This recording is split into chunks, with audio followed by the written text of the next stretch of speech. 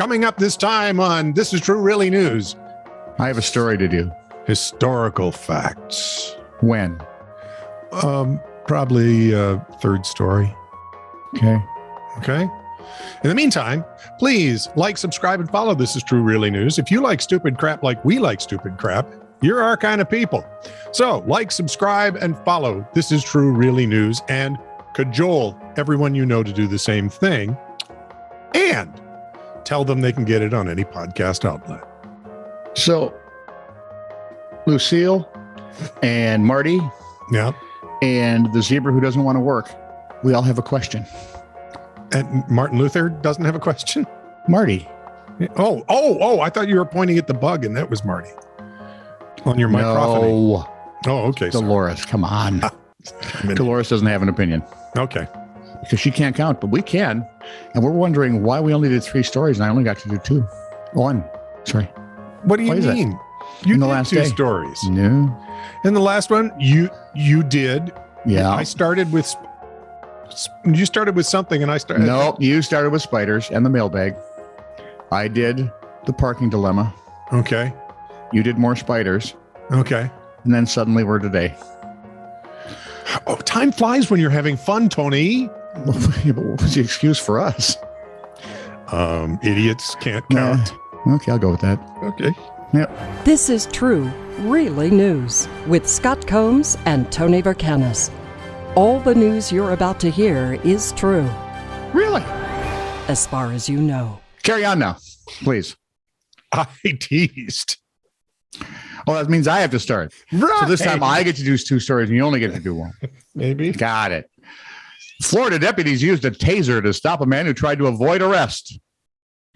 According to the Okaloosa County Sheriff's Office, they were trying to serve arrest warrants on a 40-year-old man and found him on his mower in the backyard. Oh, yeah, they shouted at him to stop, told him to get on the ground when he tried to escape on the mower. So deputies chased him on foot because really it's a lawn freaking mower. It's not going to win any speed races here. He put it in high gear, right? And just They cruised along there at the speed of a man walking dumped quickly. the clutch and just powered his way up. They finally decided to use the taser. When he was finally caught, deputies found him with a revolver, a handcuff key. A handcuff key? He's played this game before. Yes, he has. And a pipe with meth residue. He's facing charges of grand theft of a vehicle, felony criminal mischief, 2 counts of resisting an officer, possession of a concealed weapon by a convicted felon, carrying a concealed handcuff key, possession of drug paraphernalia, felony failure, and other counts, which lead us to believe he's an idiot. Which means when he's out of jail, Yep. he could guest host this show anytime. Exactly. You just jump in and start talking about whatever you think's important. Yep. Or just start a new show. There we go. Yeah. There we go. So, Joan, I think we've got a copyright infringement. The Kitty Hawk, North Carolina Police Department is offering advice to criminals. Oh. And we've often said, hey, that's our $1 million idea. We can help criminals not get caught. Yep. So here's what they did. They posted a picture of a front pair of a pocket of jeans on their Facebook page, along with advice about their pants. Post read, "We at the Kitty Hawk Police Department understand that some of North Carolina's laws may be confusing. We also understand that educating you about the laws when you're being placed into handcuffs may be a little untimely. We thought we could avoid more paperwork and you could avoid going to jail. And that way we both win. So we have decided to post periodic educational messages on how to avoid going to jail. Here's the first of many to come. Prior to wearing someone else's pants, please remove all drugs, drug paraphernalia, stolen goods, or any other illegal items the owner of the pants may have left behind. These are not my pants is not an affirmative defense." You can try it. Yeah. Glad we could help. Oh, disclaimer, we are not attorneys nor non-attorney spokespersons, and this message is not intended as legal advice. Please speak to an actual attorney prior to wearing someone else's pants with drug-filled pockets.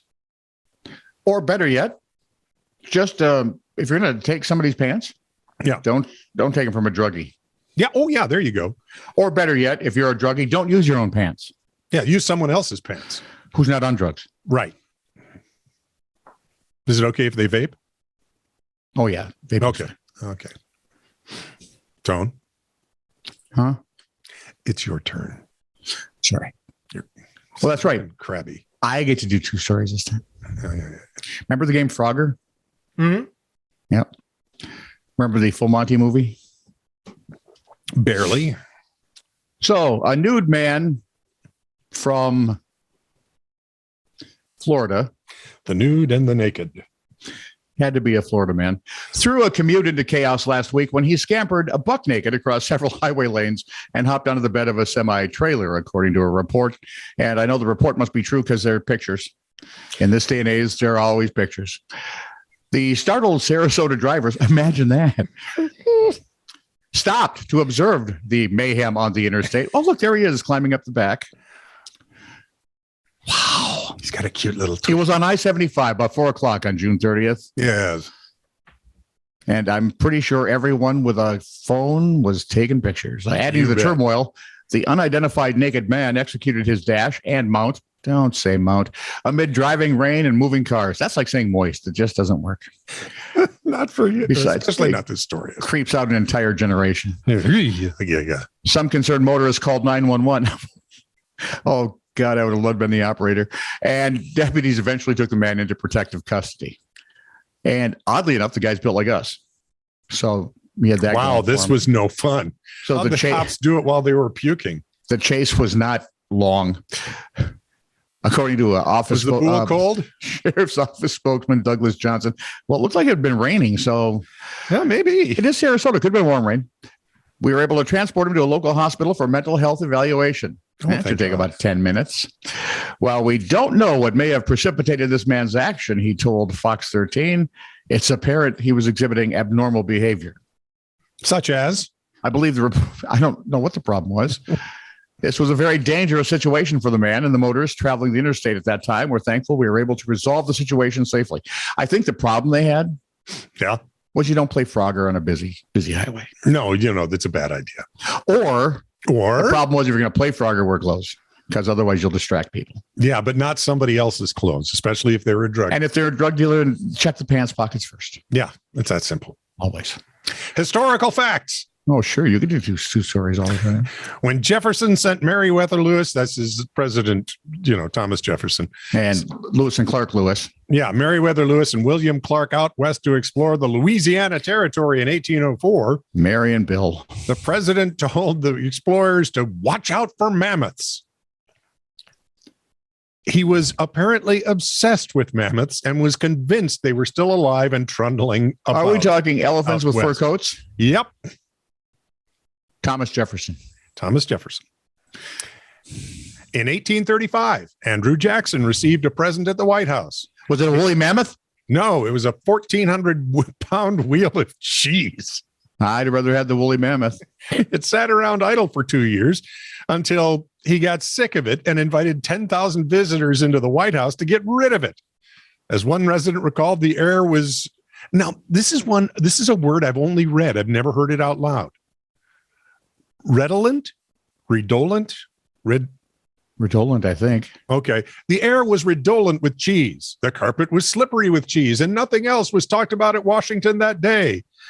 Another called the event an evil-smelling horror. I think I'm with that guy. Finally, James Madison and his wife Dolly helped popularize ice cream in America. All right. God bless them. The flavors of the time were a bit limited. Chestnut, asparagus, and Parmesan were on the menu. Dolly's favorite was Dolly pregnant at the time? Dolly's favorite was, go ahead, Yeah. Just guess. Pickles and ice cream. Oyster. Nope, I'm sticking with the pickles. Great. I just read a marvelous story about Dolly Madison and how she was such a wonderful lady. And now I've got this image in my head. Thank you a lot, Klondike. I'd kill you for a Klondike bar. Right about now. You suppose they have that in asparagus? This is true, really news.